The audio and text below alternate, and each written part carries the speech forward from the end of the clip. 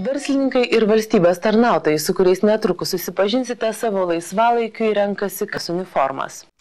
Išpaišytais veidais jie laksto per miškus, šaudydami vieni kitus. Ginklai tikri. Tik šaudo jie ne tikromis kulkomis, bet plasmasiniais rutuliukais. Lietuvoje tai visai nauja pramoga – straikbolas. Iš karo lauko Edita Klaunauskaitė. 20 amžiaus pabaigoje, pasiekusi savo galios apogėjų, Pabradės pusiasalio didžiausios karinės chuntos valstybė skilo į 10 etninių valstybėlių. Vienos investavo į ūkio veiklą, rūpinosi gerovę, kitos, atėjus į valdžią agresyviams srovėms, sukūrė autoritarinę karinę galią paremtą valstybę.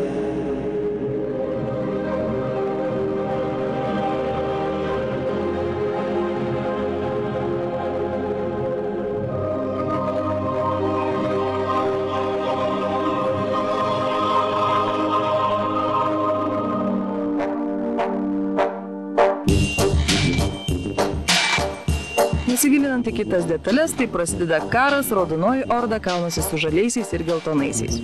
Scenarijus primenantis vaikystėje mėgtą žaidimą su pagaliais, akmenukais ar žaisliniais šautuvėliais. Į miškus savaitgaliais pažaisti karą susirenka suaugę vyrai. Tiesa, matėme ir moterų. Šis žaidimas vadinasi straikbolas. Pasiskirščiusios komandos tarpusavį kariauja lakstydamas po miškus, strateguodamas, šaudydamas iš gana tikroviškai atrodančių ginklų. Sunkiai artilerija mūsų apsilankimo dieną jiems atstojo visureigiai. Džipistams rolė tokia – infiltruoti priešą, tai yra puolančiuosius į ginančiųjų teritoriją.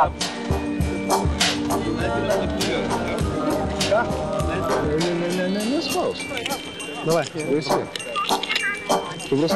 Apsaugos įmonėje dirbantis Tadas Macijauskas sako, kad jam malonu ištrūkti iš miesto į gamtą, su draugais pakalbėti ne apie darbą ir tiesiog pasportuoti. Militarizmas yra hobis, bet ta prasme mes nesam kariūnai, čia mes nesiruošiam kažkokie specdaliniai dar kažką. Mums tai yra poilsis su įdomiais taktikos elementais, lakstymas, bėgiojimas. Grynai bendraminčių bendravimas, tiesą sakant. Karą žaidžia verslininkai, policijos pareigūnai, įvairiausių įmonių darbuotojai ir valstybės tarnautojai, skirtingų specialybių sferų vyrai, kurių dauguma dėl įvairių priežasčių neatlikę privalomosios tarnybos. Šį kartą mūšyje dalyvavo tik viena mergina. Julija Charevičiūtė su karinėmis struktūromis, kaip ir dauguma, čia nieko bendro neturi. Ji dirba telekomunikacijų srityje grupės vadove. Nežinau, gal tai labai, aišku, juokingai skambės, bet visą laiką vaikystėje tiesiog norėjau paimti normalų, tarkim, kad ir kovinį ginklą, pašaudyti. Tėtis visą laiką sakydavo, reiškia, kad tai įmanoma tik tai arba įstojus į karo akademiją, arba, reiškia, mokantis policijos. Reiškia, jeigu nori būti policininkė, tai tiesiog kažkaip taip atidėjau tą visą mintį ir viskas. Kažkada po to vieną kartą dažasvaidį žaidžiau. Kažkaip nelabai man patiko iš tikrųjų ir vat, po to gavau galimybę, turiu ir dabar iš tikrųjų mėgaujuosi.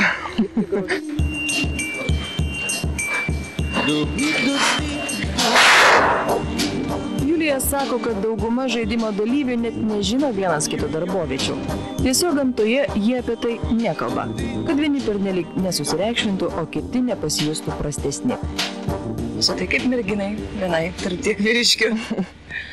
Iš tikrųjų, aš nesijaučiu kažkaip išskirtinai ir manau, kad manęs tikrai niekas nediskriminuoja, nes nežinau, gal aišku negalime čia girtis ir panašiai, bet iš tikrųjų kolegos irgi visi sutiktų, kad tikrai mažai kuo skiriuosi nuo vaikinų. Nes vėlgi tai, kad tu esi moteris, tai iš tikrųjų nieko nereiškia. Šiame žaidime turite omeny? Taip. Sakė, kad jūs ten ne vieną esate nupylę ir labai gerai žaidžiate, girdėjo tokius atsiliepimus. Gali būti. Kaip realiai? Iš tikrųjų yra taip. Tiesiog stengiuosi be abejo neatsilikti, nes vis tiek, jeigu aš esu komandoje, aš negaliu būti taip pašalinis, tarkim, žaidėjas. Lygiai taip pat su visais, kaip ir minėjau, tiesiog mokuosi, einu, darau. Ir tai yra normalu iš tikrųjų, kad kažką tai nušauni. Pakvėpuoti grynų oro, pabendrauti su bendraminčiais, šie žaidėjai renkasi beveik kiekvieną savaitgalį. Apsirengia maskuojamą uniformą, apsikarsto racijomis, išsipaišo veidus, stveria savo ginkluotę ir pirmyn į karo lauką. Tiksliau, į mišką. Antra grupė. Mes pasiuntėm snaiperį mūsų šiek tiek apžvalgyti teritoriją, pamušinėti priešininką. Kaip supratot? Kartais granatas jiems atstoja savadarbiai sprogmenys iš pupelių ir žirnių. Bet ginklai čia atrodo patys tikriausiai. Kalašnikovas, M16 serijos automatai, austriški glokai ir panašiai – visa tai tikrų kovinių ginklų kopijos, atitinkančios originalų dydį, svorį ir visas detalės. Šaudo jie įvairaus kalibro plasmasiniais, guminiais ar net švininiais rutuliukais. Tiesa, pasakariauti mėgstančio studento Mato Mažulio, rutuliukų pranašumas, kad gamtoje jie per tam tikrą laiką ištirpsta. Čia elektropneumatiniai ginklai. AEG vadinasi, automatinis elektrinis ginklas. Eina baterija, kuri yra prijungta prie motoro, o motoras užvedinėja gearboxą, net nežinau kaip lietuviškai vadinti. Ten yra cilindras, stumoklis, sprendžina, kuri juda ir sudaro oro bangos ir išskrenda šitai. Ir mačiau, kad šovinukai yra plasmasiniai, bet kiek realiai tie ginklai gali būti pavojingi? Vis tiek kažkokios taisyklės pas jūs yra? Taip, yra viena saugos taisyklė – akiniai. Kad neišmuštų akių, o toliau visa apsauga yra, žmogaus veidas, jo pačio reikalas asmeninis. Svarbu akių, kad neišmuštų.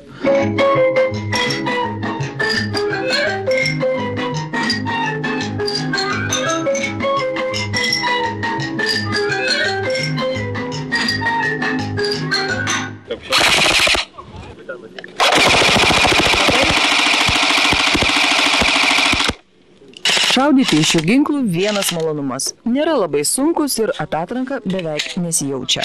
Tarp tariamų kariškių yra susitarimas – nešaudyti į galvą ir ypač į veidą.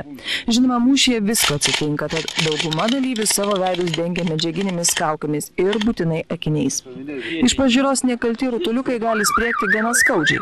Pavyzdžiui, snaiperio užtaisas iššauna iki 200 metrų per sekundę greičiu. Kai jūs pataiko labai skauda? Vieną kartą labai skaudėjo. Vieną kartą? O tai buvo, kas buvo? Tiesiog tai buvo iš labai mažo atstumo, tai buvo iš 5 metrų, iš, sakykime, tik mūsų žargonų ištininguoto ginklo ir, tiesiog buvo tokia graži mėlynė pilve. O šiaip iš tikrųjų kažkaip nereaguoja į tą skausmą, tiesiog, vis tiek apranga juk nepliko žaidė.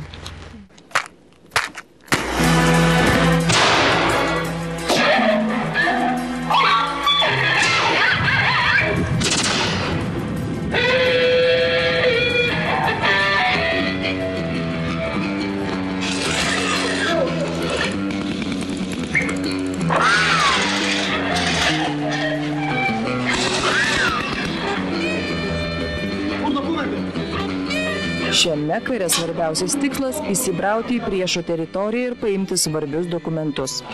Planas buvo įvykdytas, bet kas laimėjo, sunku ir supaistyti.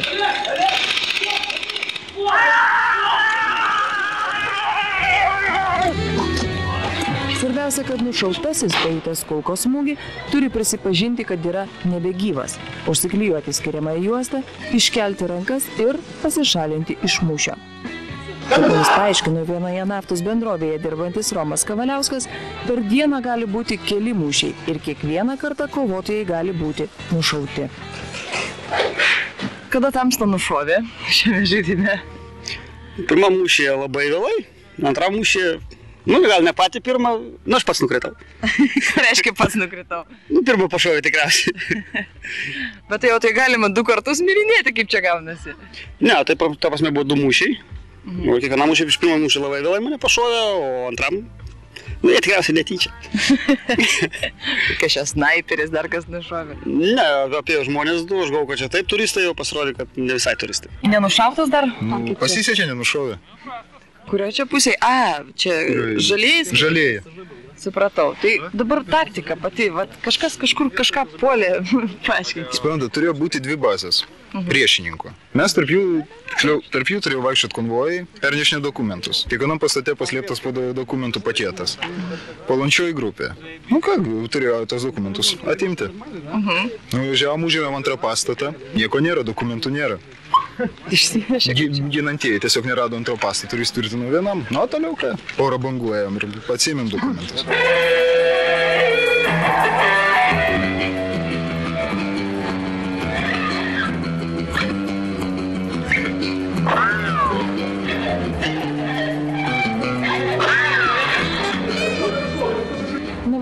Tie ginklai čia Lietuvoje pasirodė, iš tikrųjų neturėjote nesusipratimų su pareigūnais? Per pasienius važiuojant tikrai jokių nesusipratimų. Visada važiuojant kažkur tai, ar tai stabdant policijai, pranešam, kad turim ginklus, tai yra panašius imitacinius į ją, parodom, kaip veikia, parodom, kom čia užsipildo, tai pasižiūri, pabando, pašaudo karts nuo karto. Kaip ir su pasieniečiais labai šauniai sutarėm šio klausimu. Tai dar kol kas neturėjom tokio nesusipratimą, kad mums kažkas kažkur vežtai kažkaip komisariatą ten su spec grupė, kad... Nenugąsdinot kokių grybautojų uogautojų? Būna kartais tokių nesusipratimų. Klaipėdoj buvo, kad paprasčiausiai, ką jūs čia veikėt vyrai. Šiaip šokiruoja žmonės mūsų ginklai, ekipuotis ir taip toliau, visi ten galvoja, čia koks spec grupė ir taip toliau.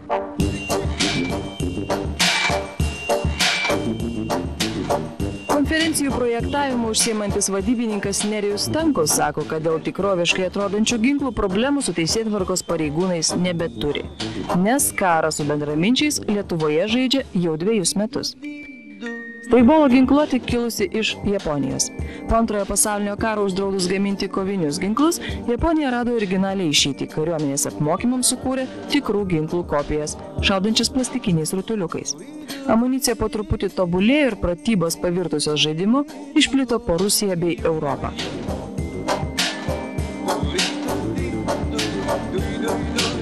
O malonumas šitas yra brangus? Sakyčiau, ne per daugiausiai. Jeigu turi savo ginklą įsigijęs, visą kitą, nėra labai brangu. O šovinukų ten maišelį įsigyti? Kiek ten skaitų? Paimk 1000 šovinių, kainuoja kažkur tai apie 150 litų, mažiau daugiau. Tai per 2-3 mėnesius tai nėra labai brangu. Tai per 2-3 mėnesius tai išsišaudo? Jeigu žaidžiant, pavyzdžiui, kiekvieną šeštadienį, sekmadienį, tai 2-3 mėnesiai. Galim iššaudyti. O galim ir ne.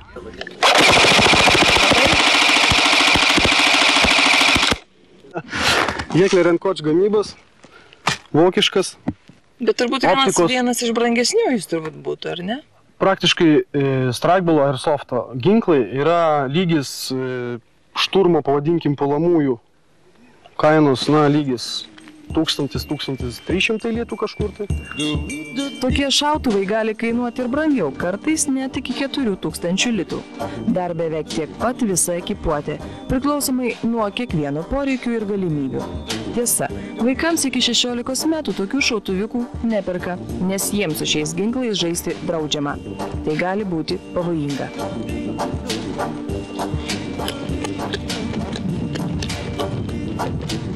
Kas iš viso straikbolo jūs sutraukė?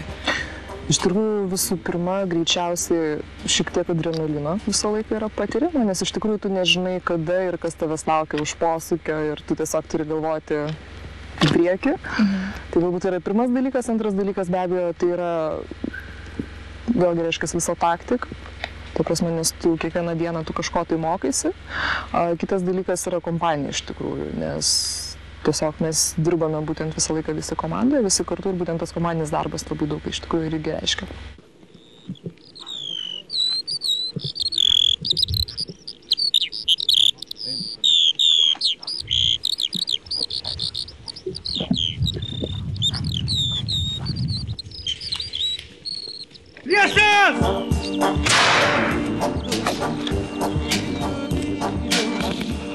Taigi, mūsų herojų mėgstamiausi žaidimai tie patys kaip vaikystėje. Tik amžius kiek kitas ir žaisliukai kiek brangesni.